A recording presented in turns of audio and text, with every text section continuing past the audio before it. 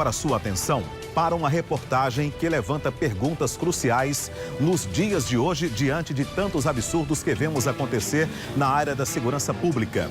Por que o Código Penal não muda? Por que as leis do direito penal não são revistas e reformuladas diante da realidade que vivemos hoje?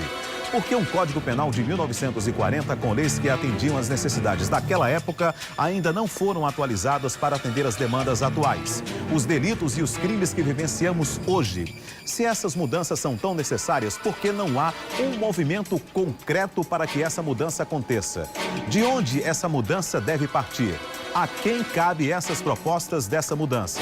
É o que nós vamos discutir a partir de agora, começando com a reportagem de Jonas Batista. Acompanhe. Desde o momento em que o homem começou a se organizar e viver em sociedade, surgiu a necessidade de se criar regras e normas para uma convivência pacífica entre as pessoas.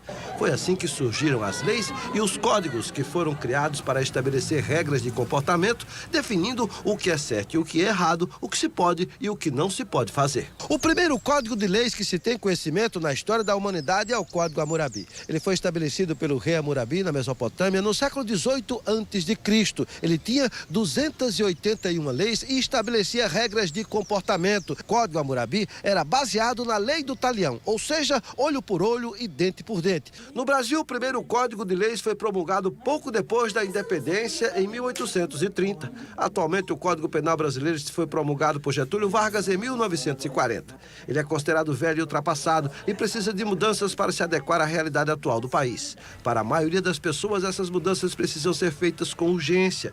Eles entendem que o crescimento da criminalidade está ligado de forma direta à ineficiência do Código Penal. Ele é caduco, tem que mudar porque a vagabundagem tomou conta. A polícia faz a parte dele e a justiça está atada. Isso já é caduco, isso é de mil e não sei de quanto para trás.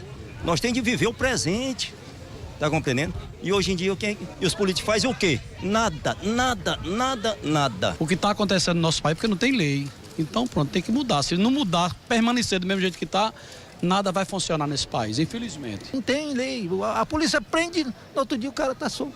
Tem mais rigorosa para acabar com essa bandidagem, né? E acabar com essa criminalidade que tá demais, né? São inúmeros os casos de pessoas que cometem crimes e acabam impunes ou beneficiadas pela omissão da lei. Um exemplo é um caso ocorrido em Campina Grande. 2 jovens assaltaram um bar armados com um revólver, fizeram o rapa e fugiram. Foram perseguidos e presos. Um dos rapazes era menor e tinha sido preso há pouco tempo com um revólver. Infelizmente, com a atual legislação brasileira, a polícia faz um trabalho de enxugar gelo. Não temos outra maneira de classificar. A gente prende, apreende, traz para a delegacia, o pessoal da Polícia Civil faz a parte dela, encaminha ao judiciário, que automaticamente tem que cumprir a lei e, quando, na maioria das vezes, colocar nas ruas novamente. O projeto de lei prevê muitas mudanças, como a descriminalização do aborto, enriquecimento ilícito, abuso de autoridade, crimes hediondos, furto e terrorismo. Cria também tipos penais como organização criminosa, o que é discriminação, abusos contra animais, delação premiada e crimes cibernéticos. A professora de Direito Penal e juíza federal Cristina Maria Costa Garcês é da opinião que o Código precisa ser adequado à realidade atual do Brasil, já que muita coisa mudou no país ao longo de 78 anos de vigência do Código. Ele é um código muito antigo e a sociedade mudou. E a lei, para cumprir a função social, ela precisa também acompanhar essas mudanças.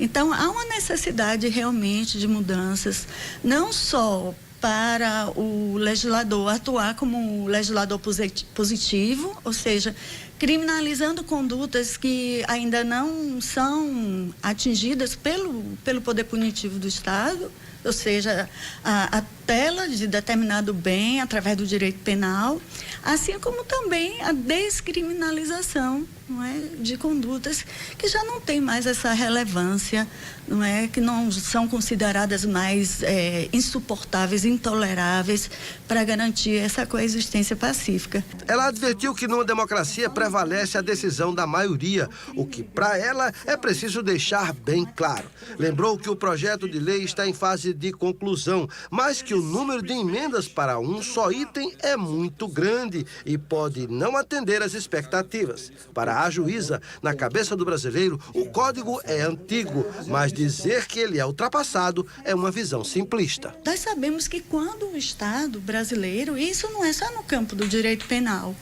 quando ele legisla para estabelecer parâmetros, não é, de boa convivência, de coexistência, ou seja, de harmonização dentro da sociedade. É a missão principal de toda lei.